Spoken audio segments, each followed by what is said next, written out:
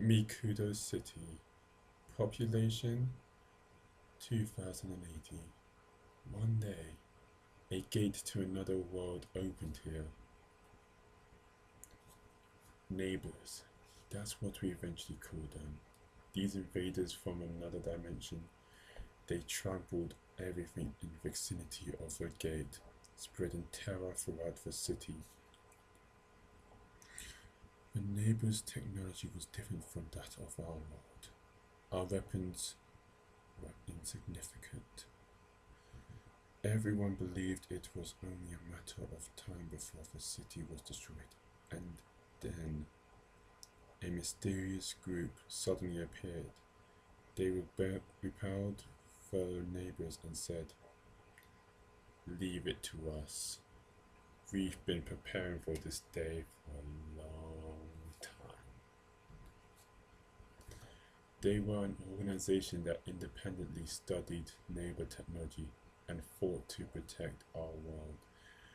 The Border Defense Agency, or Border for short, they quickly built a giant base and set up defense measures against the neighbors. It's been 4 years since then. Gates still open, but surprisingly few people leave Mikado City because they have faith in Border. People have somehow grown used to the occasional explosions and flashes of light. Ladies and gentlemen, welcome to World Trigger. I'm your host, the Primary Hunter. Let's get on with this. This is going to be a recommendation for this and this. Not really for Volume 1 and Volume 2 specifically, but for the series. Let's get into it. Okay, what is World Trigger? World Trigger is a sci-fi shonen battle manga which is set in somewhere in a more modern day world.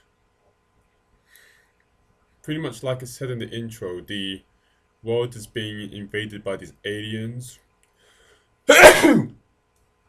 These aliens called neighbors. And at the beginning of the story, you don't really know why they're appearing. They're just appearing. They're just destroying stuff. Typical alien invasion like. And then we have the defenders of Earth, or defenders of the world, Earth, called Border, which comprised of agents who were just pretty much being agents and just protecting people and stuff. And that's pretty much it. In this story we have two protagonists. We have Yuma Kuga, I keep calling him Kuga. Not from One Piece. And not from Yu-Gi-Oh! Zale, just saying. This is Yuma Kuga. And Osamu Mikomu. We begin the story with Osamu, but Yuma also joins in later. So they're both the protagonists of the story because they both drive the narrative. Why why should you get into this series? Why am I recommending it? Well, I'm making this recommendation video, to be honest, as a test and an experiment to see how this style of things go. Hopefully for later ones, for I don't know, maybe a certain video or series about shamans that I may have or may not have promised like a few videos ago. So yeah. Um but yeah, that's one reason. Another reason is because I obviously like this series. It is I got introduced to it very early on its serialization. Um by a friend of mine called Jimmy. He has a YouTube channel, but I've forgotten his name. So If I remember, I will link it in the description below. Um, yeah, I got introduced to it later on. Earlier on in Civilization. Um, I just wanted to read it because I wanted something that I can read that helps me branch out from the big three, which is no longer a big three anymore for many different reasons, but the previous big three, Naruto, One Piece, and Blech. Oh, I mean, sorry, Bleach. I meant to say Bleach, not Blech. Um, yeah, so I wanted something to help me to branch out from those three. So I was like, okay, let me read this series, and that's one of it's a series that um I look forward to the weekly chapter. Um, chapters. I'm not gonna say weekly because at the moment they're being translated at an inconsistent time because um I don't need know the reason why. But the previous translators stopped translating it so like long ago. So we even though this is a weekly series and weekly Shonen Jump, we are we were chapters behind, and now we're catching up at a rapid pace. And right now, we just finished one of the arcs, which was called the large scale invasion arc. You can use your imagination for why it was called the large scale invasion arc, but yeah, and that arc was a really good arc around, and it was like it ended around chapter 80. It was a really good arc, like especially for so, like an earlier one arc into the series. So it helped spur me to do this recommendation. So those are my reasons why I like it. But why should you like it? Just because I like it, it doesn't mean you should like it. So let me get to the reasons why you should like it. Um, it's shonen. Yeah. But in all seriousness, yeah, it's a shonen battle manga. But it's not like other shonen battle mangas. It's sort of similar. It's sort of a mix between usual shonen battle mangas and the kind of battle manga that Attack on Titan is. And before I say it, I am not saying just because you like Attack on Titan, you will like this, but you may like it if you may like this if you like Attack on Titan. But I'm not guaranteeing anything. Reason why I say it's similar to Attack on Titan is because in Attack on Titan you obviously have like these big powerful titans and versus the protagonists, which mostly consist of humans with a few titan shifters, but mostly humans. So in that series, and the humans all didn't they have technology, but like the technology isn't significantly advanced enough for each even individual human to like just like decimate titans. No, like even taking on one titan is you need like five humans, like minimum. I say at least five humans, except for the special super ones like Levi and Mikasa. Um, in and yeah, so you need usually like five normal humans. In World Trigger, it's similar in the sense that like um okay, early on the series, because like in the early parts of the series, you have like characters like Yuma, who's a beast, like just one shotting um neighbors left and right. But like later on in the series, like especially the invasion arc, you characters had to coordinate with each other. It wasn't just a simple matchup as 1v1 or 2v2. It was well more like 1v1. It was more of a cooperation team effort, and that's what I liked about it. I liked it because it's unique. It's a team effort, and I personally like especially during the large scale invasion arc, I felt that it had a better sense of um it had a better sense of cooperation than a series like Attack on Titan. Not that I'm dissing it. I'm just saying like it just felt like it felt like the the protagonist side, the hero side, like if they were winning or if they won a battle, it felt like it was more based on teamwork as opposed to the individual person. Because like so far we've only had like one big scale invasion, which is obviously the large scale invasion arc.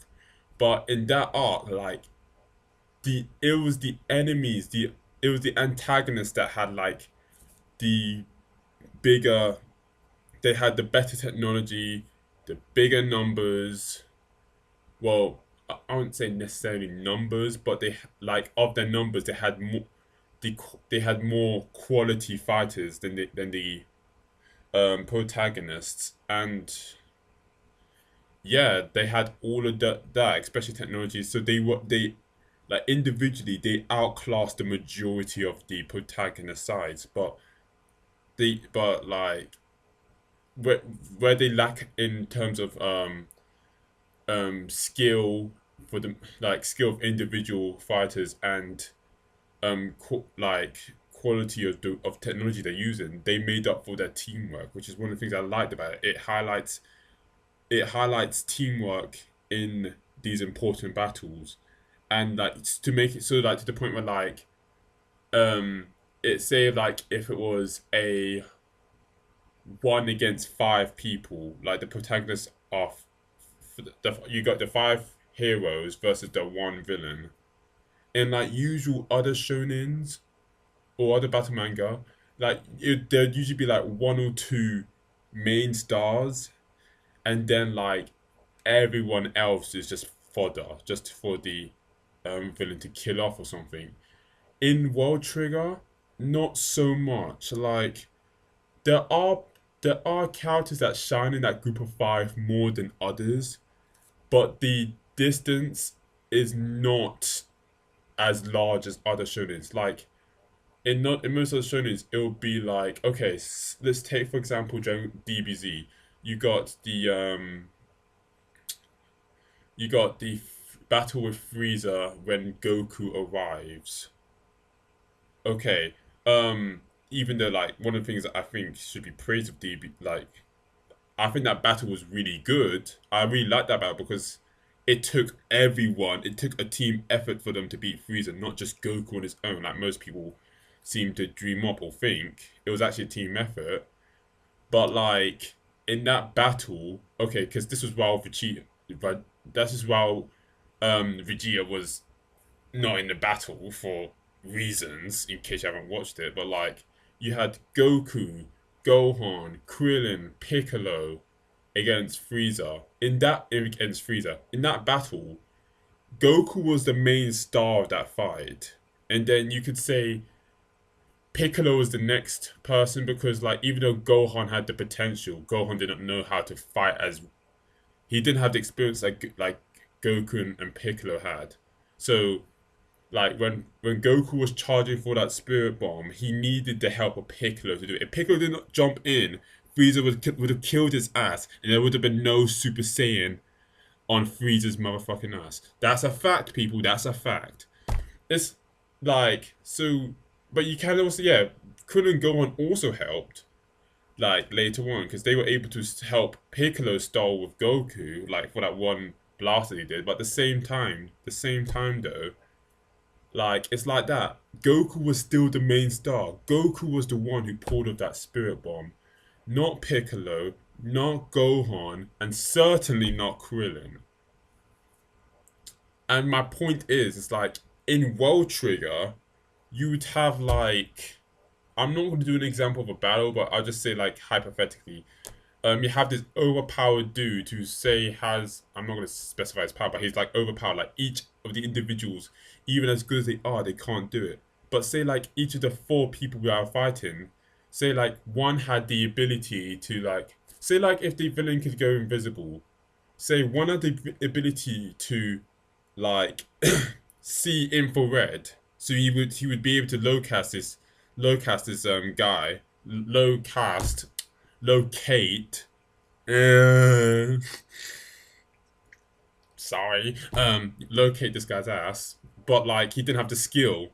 Like he wasn't a levy. I can't remember if levy's a captain or not. Or he wasn't an Aaron. He was an Armin, but had the ability to locate this person. But say like because he could locate him, he could then like he would be constantly communicating with say the Mikasa of the group to where that enemy was and what he's doing and how he's doing it. And then like say you got the other two, which say if like I'm borrowing from One Piece now, because fuck it, I don't know how else to explain to you. Say if like you got this the one of the other two people, he had an ability to he'll be able to the finish the enemy in one shot, but he only has one shot, but he doesn't have the eyes, doesn't have the infrared, he won't be able to locate the enemy, so he has to save that one shot and he has to use it at the right time. Then like the infrared guy would be organizing and coordinating everyone else. Like, you go there, you over here, and then you may have like the sharpshooter of the group. I just say the shooter. Yeah, the sharpshooter, whatever. Like, um, maybe he's the person who can't do big finishing attacks, but he's able to do smaller attacks that's able to distract the enemy because maybe they're not strong enough to kill the enemy, but they're strong enough to take diverge the enemy's attention from the big hitting dude. You see what I'm saying? Like, I know it's going a bit fast, but my point is, it's like every character in the fight are important to the fights. They're the amount of fodder characters that are on World Trigger is significantly lower than the amount of fodder that there are in other series. At least for now. Like this is like at the time of me making this video, it's large scale invasion arc has just changed, so I'm not accounting for anything that's in the future. I'm just saying for now, like that's one of the main points about World Trigger that I like. Um, is I say it's kind of like a tactical warfare Shonen battle manga, but it's sci-fi obviously because it's World Trigger. It's sci-fi, so yeah, that's one main point. And Wolf, it's like 17 minutes right now. I'm not sure if should make this recommendation video a series as opposed to just a video. Hmm, I don't mind ending it off here, but I could make into a mini series just of me recommending World Trigger. It gives me something to do. Yeah, it gives me something to do, and since I talk a lot, um, yeah. Otherwise, because my perception of time is probably equivalent to King of Lightning time, so I better just end the video off here as opposed to spending 40 minutes saying why you should watch this series called World Trigger and having no one check it out. Um, but so yeah, this has been the Primary Hunter. My experiment. I'm gonna see how this works out. Gonna see how if people like it or not. Um, I'm gonna have to do more. I don't really like leaving this unfinished, so I'm gonna have to do more. So I say this is the first part of my recommendation videos towards World Trigger. Um, more of focusing on the tactical fight and team playing of the series while introducing it to you. So peace, and next video I am going to be talking about what other thing does I like about World Trigger. I will say the characters themselves. I'm making this up on the spot, sorry. Bye.